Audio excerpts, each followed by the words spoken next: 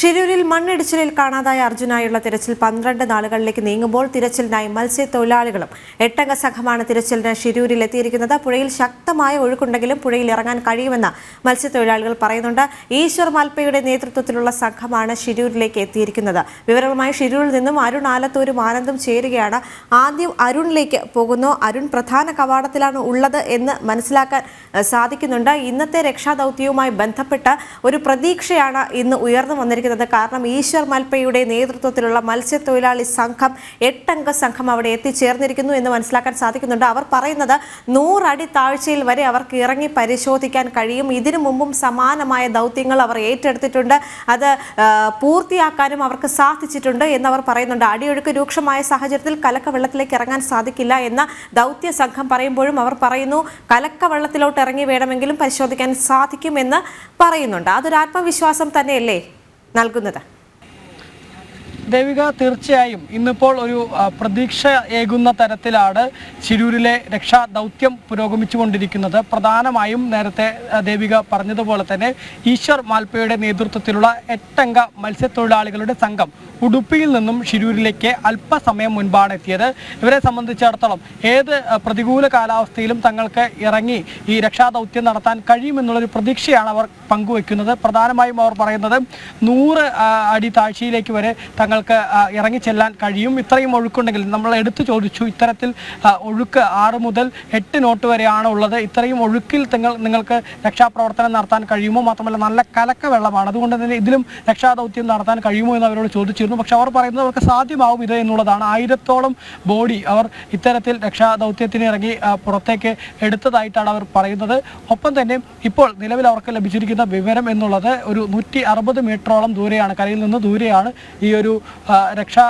ഈ ഒരു ലോറി ഉള്ളത് എന്നുള്ള വിവരമാണ് അവർക്ക് ലഭിച്ചിട്ടുള്ളത്. അത്തരത്തിലുള്ള വിവരം ലഭിച്ചിരിക്കുന്ന പശ്ചാത്തലത്തിൽ തന്നെയാണ് ഈ ഈശ്വർ മാൽപ്പയുടെ നേതൃത്വത്തിലുള്ള സംഘം ഇതിനോടകം തന്നെ രക്ഷാദൗത്യത്തിന് വേണ്ടി തിരിച്ചിരിക്കുന്നത്. അതേസമയം തന്നെ മറ്റൊരു കാര്യം എന്നുള്ളത് തഗ് ബോട്ടുകളുടെ സേവനം ഉൾപ്പെടെ ഉപയോഗപ്പെടുത്തുന്നു എന്നുള്ളതാണ്. തഗ് ബോട്ട് സേവനം ഉൾപ്പെടെ ഈ ഒരു രക്ഷാദൗത്യത്തിനായി ഉപയോഗിക്കുന്നു എന്നുള്ളതാണ് ഇപ്പോൾ മന്ത്രി സംഘം ഉൾപ്പെടെ പറയുന്നത്. അത്തരത്തിലുള്ള എല്ലാവിധ സാധ്യതകളും പരിശോധിക്കുന്നു. കളക്ടറും AK ശശീന്ദ്രൻ, മന്ത്രി മുഹമ്മദ് റിയാസ്, അങ്ങനെ തുടങ്ങി എല്ലാവരും ഇവിടേക്ക് എത്തിയിട്ടുണ്ട്. അവരുടെയൊക്കെ നേതൃത്വത്തിൽ വിവിധങ്ങളായ പ്രവർത്തനങ്ങൾ നടക്കുന്നു എന്നുള്ളതാണ്. ഇപ്പോൾ മന്ത്രി AK ശശീന്ദ്രൻ അദ്ദേഹം ചേരുകയാണ്. ഏത് തരത്തിലുള്ള ഒരു രക്ഷാദൗത്യമാണ് ഇപ്പോൾ? നമുക്ക് കഴിഞ്ഞ ദിവസമൊക്കെ വലിയ ബുദ്ധിമുട്ട് എന്ന് പറയുന്നത് പുഴയിൽ നല്ല ഒഴുക്കുണ്ട്, ഒരു 6 മുതൽ 8 നോട്ട് വരെയൊക്കെ ഒഴുക്കുണ്ട്. കഴിഞ്ഞ ദിവസത്തെ അളവിലും 6.5 നോട്ട് ഒഴുക്കുണ്ട്. അപ്പം എല്ലാ സാധ്യതകളും ഇപ്പോഴത്തെ ഒരു പ്രശ്നം ഈ പുഴയുടെ അടിയൊഴുക്കുമായി ബന്ധപ്പെട്ടതാണ്. ആ അടിയൊഴുക്കിൻ്റെ വേഗത ഇത്രയും ദിവസമായിട്ടും കുറഞ്ഞിട്ടില്ല. കൂടുതൽ ശക്തമായ നിലക്കാണ് വെള്ളം ഒഴുകി വന്നുകൊണ്ടിരിക്കുന്നത്. അപ്പോൾ ഈ അടിയൊഴുക്കിനെ അതിജീവിക്കാൻ കഴിയുന്ന വിധത്തിലുള്ള വൈദഗ്ധ്യം സാധാരണ നിലയിൽ നമുക്കുണ്ടാവുകയില്ല. അതുകൊണ്ടാണ് പ്രാദേശിക സഹായം സ്വീകരിക്കണമെന്ന് ഞങ്ങൾ പറഞ്ഞത്. കാരണം നമുക്കെല്ലാവർക്കും അറിയാവുന്നതുപോലെ നമ്മുടെ നാട്ടിൽ ദുരന്തങ്ങൾ ഉണ്ടായപ്പോൾ ഔദ്യോഗിക സംവിധാനത്തേക്കാൾ ദുരന്തത്തെ നിന്നും ബന്ധപ്പെട്ടവരെ രക്ഷിക്കാനും പ്രശ്നം പരിഹരിക്കാനും രംഗത്തിറങ്ങിയിട്ടുള്ളത് നാട്ടറിവുള്ള പ്രാദേശിക മത്സ്യത്തൊഴിലാളികൾ ഉൾപ്പെടെയുള്ള സമൂഹങ്ങളാണ്.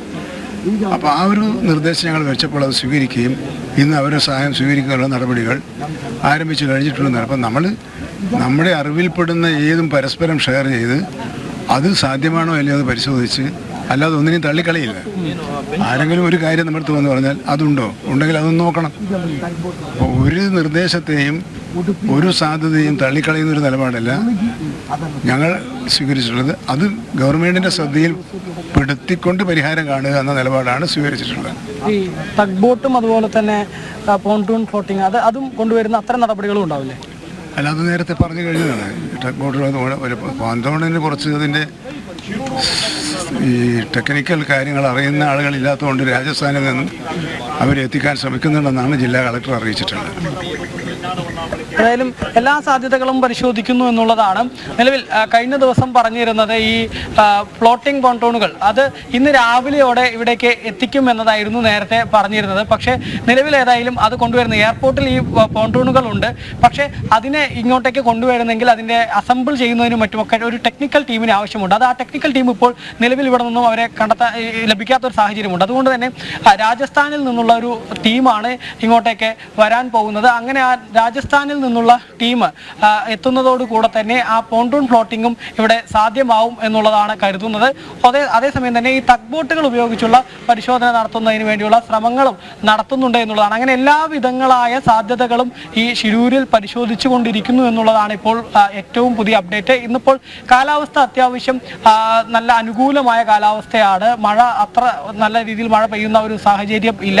പക്ഷേ ബുദ്ധിമുട്ട് എന്നുള്ളത് ഈ ഒഴുക്ക് തന്നെയാണ്. ഇന്നലെയും ഈ നേവി സംഘം പരിശോധിച്ചതിൽ നിന്ന് 6.5 നോട്ട് ഒഴുക്ക് ഉണ്ട്. സ്വാഭാവികമായിട്ടും 3.5 വരെയുള്ള നോട്ട് ഒഴുക്കൊക്കെ ആണെങ്കിൽ മാത്രമേ പുഴയിലേക്ക് ഇറങ്ങാൻ നേവി സംഘത്തിന് കഴിയുകയുള്ളൂ എന്നുള്ളതാണ് അവർ പറഞ്ഞിട്ടുള്ളത്. പക്ഷേ ഇപ്പോഴൊരു പ്രതീക്ഷ എന്നുള്ളത് ഈ മത്സ്യപ്രവർത്തക സംഘം അല്ലെങ്കിൽ മത്സ്യത്തൊഴിലാളികൾ അവർ പറയുന്നത് തങ്ങൾക്ക് ഈ ഒരു ഒഴുക്കിലും ഇറങ്ങാൻ കഴിയുമെന്നുള്ളതാണ്. ഇപ്പോൾ ഈ തൊഴിലാളികൾ 8 പേരടങ്ങുന്ന സംഘം ഈശ്വർ മൽപ്പയുടെ നേതൃത്വത്തിൽ ഉടുപ്പിയിൽ നിന്നുള്ള 8 പേരുടെ സംഘം ഒരു അരമണിക്കൂർ മുൻപാണ് ഈ അപകട സ്ഥലത്തേക്ക് പോയിട്ടുള്ളത്. അവർ നേവി സംഘവും മറ്റുമൊക്കെയായി ചേർന്ന് അവിടെ പോയി പരിശോധിച്ച് അവർക്ക് ഏതെങ്കിലുമൊക്കെ തരത്തിൽ ഇവിടേക്ക് ഇറങ്ങാൻ കഴിയുന്ന ഒരു സാധ്യത ഉണ്ടോ, സാഹചര്യം ഉണ്ടോ എന്നുള്ളത് പരിശോധിക്കും. പരിശോധിച്ചതിന് ശേഷം അത് ബന്ധപ്പെട്ട ജില്ലാ ഭരണകൂടത്തെ അറിയിക്കും. ജില്ലാ ഭരണകൂടത്തിൽ നിന്ന് കളക്ടറിൽ നിന്നുൾപ്പെടെ അനുമതി ലഭിക്കുന്ന മുറയ്ക്കായിരിക്കും അവർ ഈ പുഴയ്ക്ക് അടിയിലേക്ക് കടന്നു ചെന്ന് ഈ പരിശോധനയും മറ്റും നടക്കുക.